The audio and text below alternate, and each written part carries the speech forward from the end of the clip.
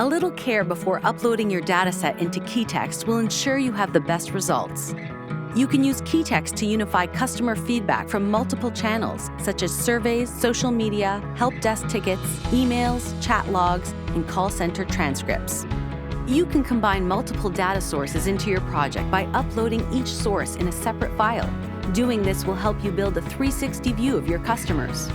Any data source may be used, as long as the file uploaded is a CSV. If your data is in another file format, it's easy to save as a CSV. A typical file will have clearly marked column headers, with at least one column containing customer comments, and if available, metadata.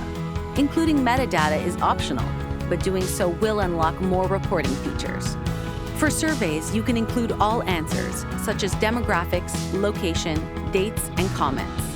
Each column should correspond to one question and each row to one respondent. For tips on designing better surveys for AIs and users alike, check out our blog post. Our algorithm is trained to extract customer feedback by finding the relevant topic and then its indicator companion.